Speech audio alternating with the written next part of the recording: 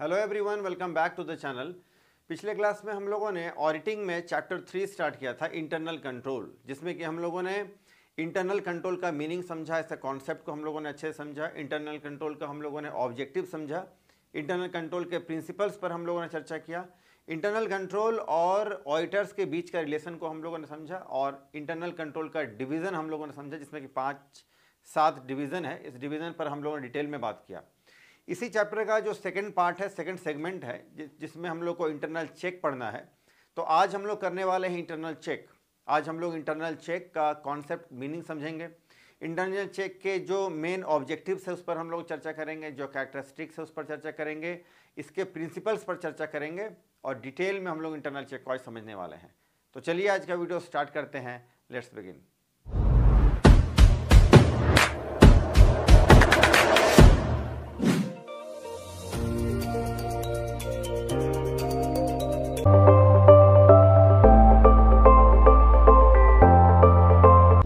चलिए तो शुरू करते हैं।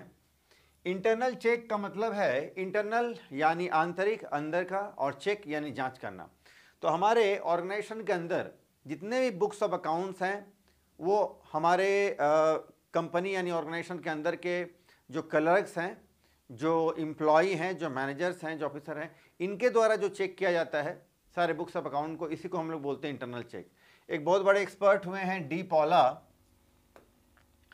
पॉला के द्वारा हम लोग देखेंगे डेफिनेशन इनका क्या है। Internal check means practically a continuous internal audit carried on by staff itself. एक तो ऑडिटिंग का काम जो है ऑडिटर्स का अपॉइंटमेंट के बाद हम लोग का होता है, यानी बाहर से ऑडिटर्स का अपॉइंटमेंट हमारे ऑर्गेनाइजेशन में किया जाता है। ऑडिटर्स हमारे सारे बुक्स ऑफ अकाउंट का जांच करता है, चेक करता है, एग्जामिनेशन करता है, इसको हम लोग बोलते हैं ऑडिटिंग। लेकिन हमारे जो बुक्स ऑफ अकाउंट्स जो हैं उसको हमारे ऑर्गेनाइजेशन के अंदर जो एम्प्लॉई हैं, जो स्टाफ है, उनके द्वारा अगर जांच किया जाए तो इसको हम लोग बोलते हैं इंटरनल चेक, आंतरिक जांच। Bye means of which the work of each individual is independently checked by other members of the staff. तो हमारे जो ऑर्गेनाइजेशन के अंदर में जो दूसरे स्टाफ है, उनके द्वारा जो बुक्स ऑफ अकाउंट चेक किया जाता है, उसी को हम लोग बोलते हैं इंटरनल कंट्रोल, इंटरनल चेक। आगे देखिए, the work connected with the preparation and maintenance of account is distributed among the various members of the staff in accordance with their qualification and experience. तो हमारे ऑर्गेनाइजेशन में जितने भी books of account के जो maintaining जो work होते हैं, जो टास्क, जो काम होता है, उन सारे वर्क को एफिशिएंसी और स्किल के अकॉर्डिंग जो है स्टाफ्स में, एम्प्लॉयज़ में डिस्ट्रीब्यूट कर दिया जाता है, जिनका जैसा एफिशिएंसी और स्किल है। एग्जाम्पल समझते हैं। 1 person enters transactions in the books. एक ऐसा व्यक्ति होता है जो जितने भी लेन देन ट्रांजेक्शन्स हो रहे हैं बुक्स ऑफ अकाउंट में, उसी का सिर्फ एंट्री कर रहा है। While other person perform task relating to posting, handling cash and entering cash transaction into cash book.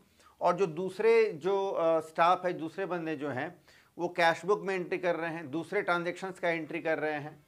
तो इस तरह से जो काम है वो बटा रहेगा। Person, if only 1 person is made responsible to finish up a particular work from beginning to the end, there is scope of errors and fraud. अगर एक ही पर्सन को सारा बुक्स ऑफ अकाउंट अगर मेंटेन करने के लिए अगर कह दिया जाए और उसी के भरोसे काम छोड़ दिया जाए, यानी वही सिंपल सिर्फ वही पर्सन, एक पर्सन है इंडिविजुअल, जो कि जर्नल भी कर रहा है, लेजर भी कर रहा है, ट्रायल बैलेंस भी बना रहा है, फाइनेंशियल स्टेटमेंट में ट्रेडिंग एंड पीएल अकाउंट और बैलेंस शीट वगैरह बना रहा है, तो इसमें एरर्स और फ्रॉड का चांसेस ज़्यादा रहता है।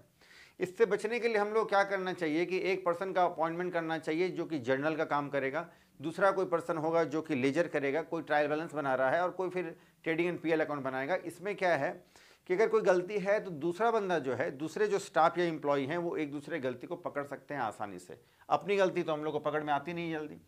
The internal check is based on principle of division of labour. ये इंटरनल चेक का जो प्रिंसिपल है, जो सिद्धांत है, जो काम है, वो division of labour, division of work पर डिपेंड करता है कि एक काम जो है कोई एक व्यक्ति नहीं करेगा, इस काम को जो स्प्लिट कर दिया जाए, बहुत सारे लोग मिल करके अलग अलग डिवीज़न बना करके इस काम को अंजाम देंगे। If the system of internal check is good, efficient, the possibility of error and fraud will be minimum. अगर हमारा इंटरनल चेक का चेक जो है, इसका जो सिस्टम है अगर वो एफिशिएंट है तो फिर और अगर अच्छा है तो हमारा इसमें एरर एंड फ्रॉड का चांसेस कम होता जाएगा। बिग बिजनेस एग्जांपल समझते हैं। Big business number of worker large, 6 clerks are needed to maintain records of their attendance, their wage sheet and to make payment of wages. बड़े बड़े business में क्या होता है कि कुछ ऐसे स्टाफ, कुछ ऐसे कलर रखे जाते हैं जो वेज पेमेंट का ही सिर्फ डिटेल रख रहे हैं। 1/3 of the work connected with all the 3 portions of the work performed by 2 clerk। ज़्यादा जो इतना जो काम है इसमें 1/3 जो काम है ये किसके द्वारा, तो ये 2 क्लर्क के द्वारा परफॉर्म किया जाएगा। और 2 क्लर्क मेंटेन अटेंडेंस, 2 क्लर्क जो है वो अटेंडेंस मेंटेन करेंगे, 2 क्लर्क जो है वो वेज शीट तैयार करेंगे, 2 क्लर्क जो है वो पेमेंट को चेक करेंगे, पेमेंट का जो है रिकॉर्डिंग वगैरह करेंगे। इस तरह से अगर हमारे पास 6 क्लर्क है तो उसको अलग अलग जगह डिस्ट्रीब्यूट कर देना है, डिवीजन ऑफ वर्क कर देना है। इसी को तो बोलते हैं इंटरनल चेक। आसान हो जाएगा फिर। ऑब्जेक्टिव्स ऑफ इंटरनल चेक, इसका ऑब्जेक्टिव क्या है उद्देश्य, क्यों करना चाहिए internal check? To minimise the possibility of error, fraud and irregularities. इससे क्या है कि जो एरर्स है, जो अशुद्धियाँ हैं, जो गलतियाँ हैं, जो मिस्टेक्स हैं और जो इरेगुलरिटीज़ जो हैं इसमें कमी आएगी। ऑडिटर्स जो है वो ऊपर से वो चेक करता है, लेकिन जितनी भी छोटी छोटी चीज़ें हैं वो तो खुद ही चेक करना होगा हम लोगों को। तो अगर हमारे स्टाफ्स, अगर हमारे क्लर्क जो है इंटरनल चेक करेंगे, हमारे ऑर्गेनाइजेशन में अगर इंटरनल चेक होगा तो कितनी भी छोटी गलतियां हो वो पकड़ में आ जाएंगे और उसके चांसेस कम होंगे। To allocate duties and responsibility of every clerk in such a way that he may be held responsible for a particular error and fraud. और इस तरीके से जब काम को आप डिवीज़न कर देंगे, डिवीज़न में डिवाइड कर देंगे मतलब अलग अलग, तो कुछ काम के लिए, कुछ एरर्स या फ्रॉड के लिए कुछ रिस्पॉन्सिबल पर्सन को, मतलब कुछ इंडिविजुअल पर्सन को आप रिस्पॉन्सिबल ठहरा सकते हैं कि आपकी गलती है, आपको सुधारना होगा, ये गलती आपके द्वारा हुआ है, आप ही के डिवीज़न ऑफ वर्क में ये पड़ रहा था, आपके डिपार्टमेंट का है, तो इसीलिए हम लोग को ये डिवीज़न ऑफ वर्क कर देना चाहिए। To detect error and fraud easily if it is committed as in an efficient system of internal check, there is a provision of independence checking। Internal check के अंदर क्या होता है, इंडिपेंडेंस चेकिंग होता है, स्वतंत्र है, बिल्कुल स्वतंत्र तरीके से इंडिपेंडेंटली चेकिंग किया जाता है। जो जांच है वो इंडिपेंडेंटली किया जाता है और जो एरर्स एंड फ्रॉड है वो आसानी से हम लोग उसको डिटेक्ट कर सकते हैं। To distribute work in such a way that no business transaction is left from recording. और इस तरह से इंटरनल चेक किया जाता है कि कोई भी बिजनेस ट्रांजैक्शन, लेन देन, जितने भी छोटे हो या बड़े हो, बड़ा डील हो या छोटा डील हो, वो छूटे नहीं, लेफ्ट ना हो जाए। इंटरनल ऑडिट, अब बात करते हैं इंटरनल चेक पर। तो हम लोगों ने बात कर लिया कि हमारे बिजनेस के अंदर जितने भी बुक्स ऑफ अकाउंट्स हैं वो हमारे बिजनेस के अंदर के जो क्लर्क और स्टाफ के द्वारा जो उसको चेक किया जाता है, उनका जो एग्जामिनेशन किया जाता है, उसको बोलते हैं इंटरनल चेक। इंटरनल ऑडिट क्या है, अब बात करते हैं। Internal audit is the independent consulting activity design to add value and improve an organisation operations. किसी भी ऑर्गेनाइजेशन के ऑपरेशन को इंप्रूव करना, उसके इंडिपेंडेंट और कंसल्टिंग एक्टिविटी को डिजाइन करना, ये इंटरनल ऑडिट है। तो इंटरनल ऑडिट अलग है, इंटरनल चेक अलग चीज है। Internal audit, a batch of employees known as a internal auditor. और इंटरनल ऑडिटिंग में क्या होता है कि अ बैच ऑफ ऑडिटर्स, बहुत सारे जो ऑडिटर्स हैं उनका अपॉइंटमेंट होता है, वो मिल करके इंटरनल ऑडिट का काम करते हैं, ये इंटरनल ऑडिटर्स कहलाते हैं। Is engage to check the records of day to day transaction. और फिर ये जो है डे टू डे ट्रांजैक्शन को चेक करते हैं, सारे ट्रांजैक्शन को चेक करते हैं, क्योंकि batch of a group of auditors लगे होते हैं, तो इसको हम लोग इंटरनल ऑडिट बोलते हैं। तो इंटरनल ऑडिटर जो है ये भी तो बाहर से अपॉइंट किए जाते हैं। तो इंटरनल ऑडिटर्स ऑडिटिंग करने के लिए आते हैं, उनका अपॉइंटमेंट ऑडिटिंग के लिए हुआ है। इंटरनल ऑडिटिंग में छोटी छोटी हर चीज़ों का चेक किया जाता है, इसलिए इसको इंटरनल ऑडिट कहते हैं। और इंटरनल चेक जो है वो हमारे फर्म या ऑर्गेनाइजेशन के अंदर के ही जो स्टाफ है, जो क्लर्क है, वो बुक्स ऑफ अकाउंट को जो है एक बार जांच कर रहे हैं, चेक कर रहे हैं, उसको इंटरनल चेक कहते हैं। खैर, तो internal check and internal audit. Internal auditors is engaged to check the records of day-to-day transactions and internal check. तो internal auditors is engaged to check the records of day-to-day transaction. Internal auditor जो है वो हर दिन का जो transaction है उसको check करता है, जबकि in internal check the work and its checking go together. जबकि इंटरनल चेक में जो है वो ट्रांजैक्शन को चेक करने के साथ साथ दूसरी भी जांचें जो है साथ साथ चलती रहती हैं और दूसरा काम भी साथ साथ चलता रहता है, रिकॉर्डिंग वगैरह भी होता है, ट्रांजैक्शन का चेक भी होता है। लेकिन इंटरनल ऑडिट में क्या है, बस रिकॉर्डिंग को चेक किया जाता है, ट्रांजैक्शंस का एंट्री वगैरह रिकॉर्डिंग नहीं करता है कोई भी auditors. The internal check there is an arrangement of duty, internal audit is, तो इंटरनल चेक जो है ये अरेंजमेंट ऑफ ड्यूटी है, जो ड्यूटी डिस्ट्रीब्यूटेड है among the clerks and the other staffs employees. तो वो क्या करते हैं, वो अरेंजमेंट ऑफ ड्यूटी है एक तरह का, इंटरनल चेक का काम वो एक तरह का अगर कहें हम लोग तो वो रूटीन वर्क है, करना ही है उनको। लेकिन इंटरनल ऑडिट जो है is an independent review of operation, लेकिन इंटरनल ऑडिट जो है वो ऑपरेशन का एक इंडिपेंडेंट रिव्यू है, एक जांच है, ऊपर ऊपर से किया जाता है। Internal audit is by separate salaried staff, तो इंटरनल ऑडिट के लिए जो है कुछ सेपरेट सैलरीड स्टाफ का अपॉइंटमेंट होता है, वो करते हैं इंटरनल ऑडिट का काम। लेकिन इंटरनल चेक के लिए कोई no separate employees are appointed in our organisation, कोई भी अलग से इस पर्पस के लिए इंटरनल चेक के लिए अलग से स्टाफ का हम लोग अपॉइंटमेंट नहीं करते हैं। जो स्टाफ ऑलरेडी हमारे ऑर्गेनाइजेशन में अपॉइंटेड है, जो हमारे ऑर्गेनाइजेशन में दूसरे रिकॉर्डिंग वगैरह का काम कर रहे हैं, दूसरे अकाउंट वर्क कर रहे हैं, अकाउंटिंग वर्क कर रहे हैं, वही लोग कर लेते हैं इंटरनल चेक, तो अलग से स्टाफ की जरूरत नहीं है। Internal audit errors and frauds can be discovered, और इंटरनल ऑडिट में जो है एरर्स एंड फ्रॉड डिस्कवर खोजा जाता है, कहाँ गलतियाँ हैं, यही काम है इंटरनल ऑडिट का। लेकिन इंटरनल चेक में जो है possibilities of errors and fraud are reduced. Internal check करने का जो मोटिव है उसमें एरर्स एंड फ्रॉड्स को कम किया जाए, मिनिमाइज किया जाए, रिड्यूस किया जाए, इसमें खोजा नहीं जाता है। जबकि इसमें क्या है, इंटरनल ऑडिट में ऑडिटिंग का मतलब होता है अंकेक्षण यानी जांच करना, एग्जामिनेशन, तो उसमें इंटरनल ऑडिटिंग में जो है, ऑडिट में जो है उसमें एरर्स एंड फ्रॉड को खोजा जाता है, डिस्कवर किया जाता है, और यहाँ उसको रिड्यूस किया जाता है। Internal audit and internal check are two important elements of system of internal control and both go together and complement each other. तो इंटरनल कंट्रोल तो हमारा जो चैप्टर का जो नाम है, इंटरनल कंट्रोल के अंदर ही हम लोग को इंटरनल ऑडिट और इंटरनल ऑडिट और इंटरनल चेक दोनों ही आता है।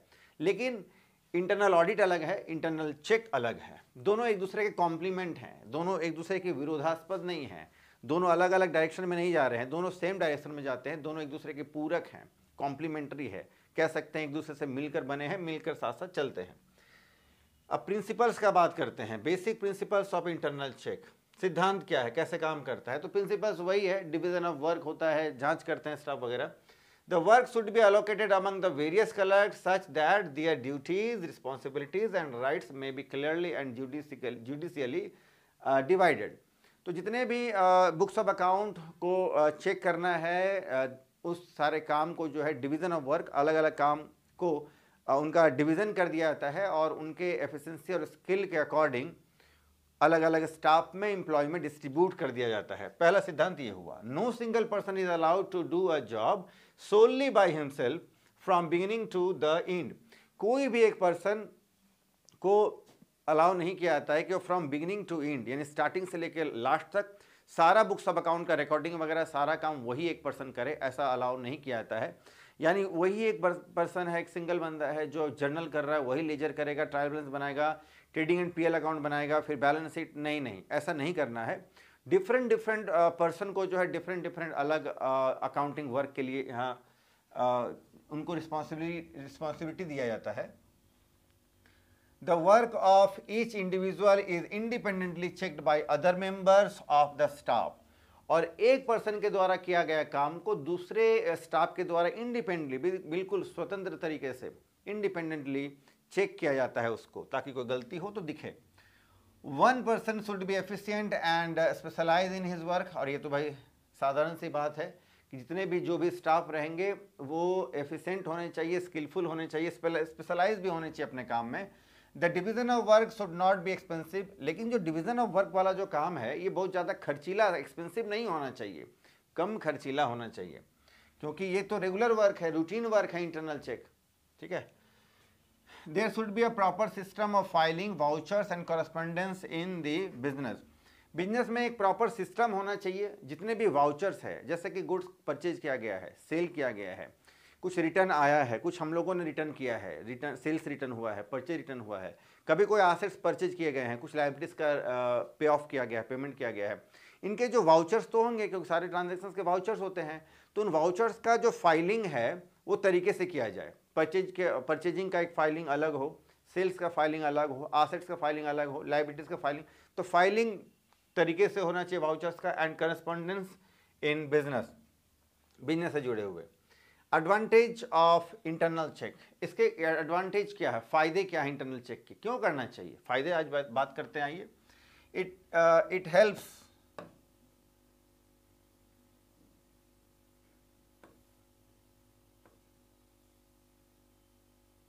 यहां एस होना चाहिए, इट हेल्प्स। चलो, तो it helps in the detection and discovery of errors and frauds होना चाहिए। खैर, तो it helps the detection and discovery of errors and fraud. तो इंटरनल चेक जो है, जो जब हम लोग ये सारे बुक्स ऑफ अकाउंट का जांच करते रहेंगे, इसके जो स्टाफ्स और एम्प्लॉयज़ जो है ऑर्गेनाइजेशन के, इससे अगर कोई कहीं अगर एरर्स है, कहीं अगर कोई फ्रॉड है तो डिटेक्ट हो जाएगा, पता चल जाएगा उसका। A good system of internal check increases the efficiency of the work in a business as the clerk do their job carefully and cautiously. जितने भी हमारे स्टाफ्स हैं एंड एम्प्लॉयज़ जो है वो एफिशिएंटली और कॉशियसली काम करते हैं इंटरनल चेक होने के कारण। ठीक है, ये एक अच्छा सिस्टम है। For the auditor, if there is a good and efficient system of internal check, the auditor may rely upon it and may not feel the necessity of making detailed checking of the accounts. अगर हमारे यहाँ internal check का काम अगर अच्छे तरीके से हुआ है तो an auditor can rely on them. Auditor जो है वो भरोसा विश्वास कर सकता है हमारे इंटरनल चेक पर, हमारे बुक्स ऑफ अकाउंट्स पर जो रिकॉर्डिंग किए गए हैं हमारे स्टाफ और एम्प्लॉई के द्वारा, उस पर वो भरोसा विश्वास कर सकता है, ऑडिटर करता भी है। तो ये ऑब्जेक्टिव है, इसीलिए हम लोगों को अपना इंटरनल चेक वाला जो काम है तरीके से करना चाहिए और स्पेशलाइज और एफिशिएंट स्किलफुल स्टाफ और एम्प्लॉय के द्वारा करवाना चाहिए। लेकिन इसके कुछ डिसएडवांटेज भी हैं, थोड़े हैं डिसएडवांटेज, बस नाम के ही हैं, ऐसे तो है नहीं, लेकिन बात कर लेते हैं। For small business internal check may be quite expensive. Internal check जो है ये छोटे बिजनेस के लिए खर्चीले हैं। इंटरनल चेक में क्या है, डिवीजन ऑफ वर्क होता है और एक तरह के वर्क को जो है एक तरह के स्टाफ एम्प्लॉय के द्वारा ही उसको जो है परफॉर्म किया जाता है। तो इस तरह से जब डिवीज़न ऑफ वर्क होता है तो बहुत सारे अलग अलग डिपार्टमेंट एंड डिवीज़न हो जाते हैं और एक एक पर्सन या क्लर्क को या जो स्टाफ को अपॉइंट किया जाता है उस पर्टिकुलर वर्क के लिए। तो इसके लिए बहुत सारे क्लर्क चाहिए, स्टाफ चाहिए। तो ये बड़े बिजनेस हाउसेस में जो है ऑर्गेनाइजेशन में पॉसिबल है, छोटे बिजनेस हाउस में ये पॉसिबल नहीं है, क्योंकि उनको पेमेंट भी तो करना पड़ेगा, खर्च भी बहुत आता है। तो इसलिए ये बड़े बिजनेस हाउस के लिए पॉसिबल है, एप्लीकेबल है, छोटे बिजनेस के लिए नहीं, ये डिमेरिट है। It requires proper planning if the whole system is not properly plan. तो इसमें प्रॉपर प्लानिंग की जरूरत है इंटरनल चेक के लिए। अगर प्लानिंग तरीके से नहीं किया जाएगा, ऑर्गेनाइज नहीं किया जाएगा, it may create chaos and disorder in the working of the business. तो अगर तरीके से अगर काम नहीं किया जाएगा, डिस्ट्रीब्यूशन ऑफ वर्क नहीं किया जाएगा, डिवीजन ऑफ वर्क नहीं किया जाएगा, specialise skilful and efficient workers यानी स्टाफ एंड एम्प्लॉय का अगर अपॉइंटमेंट तो क्या कहना, वो जॉब रूटीन वर्क के लिए उनका अपॉइंटमेंट होता है, अगर उनका डिस्ट्रीब्यूशन उनका अगर नहीं किया जाएगा तो फिर आपका ये सही तरीके से जो है ये इंटरनल चेक हो भी नहीं पाएगा और बिजनेस में जो है chaos मतलब अराजकता उत्पन्न हो जाएगा, डिसऑर्डर, सब डिसबैलेंस हो जाएगा। तो इसीलिए हम लोग को चाहिए कि इंटरनल चेक कराने के लिए जो है तरीके से हम लोग को चलना चाहिए। अगर गड़बड़ करते हैं तो ये डिसएडवांटेज आपने देख लिया। और इसके बाद अब हम लोग को देखना है इंटरनल चेक रिगार्डिंग, यानी कहाँ कहाँ इंटरनल चेक हम लोग अप्लाई करेंगे, तो वो हम लोग अब नेक्स्ट क्लास में करेंगे। तो आज हम लोग इतना ही करते हैं। और ये जो आप देख रहे हैं नोट्स, ये नोट्स आपको PDF के फॉर्म में आपको टेलीग्राम चैनल में मिल जाएगा, वहाँ से आप इसको डाउनलोड कर सकते हैं। या हो सकता है अगर अभी आपको ना मिले टेलीग्राम चैनल में तो फिर एक और क्लास या 2 क्लास और लगना है इस चैप्टर में, जब कंप्लीट हो जाएगा तो फिर मैं PDF को वहाँ डाउनलोड कर दूंगा। तो आज हम लोग इतना ही करते हैं। आज का ये लेक्चर आपको कैसा लगा आप कमेंट सेक्शन में जरूर बताएं। कोई डाउट हो तो आप कमेंट सेक्शन में पूछ सकते हैं। तो आज के लिए हम लोग इतना ही करें। वीडियो अगर आपको अच्छा लगता है तो वीडियो को आप लाइक करें, चैनल को सब्सक्राइब करें, फ्रेंड्स को जरूर शेयर करें और नेक्स्ट वीडियो आप किस टॉपिक पर देखना चाहते हैं कमेंट सेक्शन में जरूर बताएं। तो आज के लिए हम लोग इतना ही करते हैं, फिर मिलते हैं नेक्स्ट वीडियो में किसी नए लेक्चर के साथ। तब तक के लिए टेक केयर, बाय।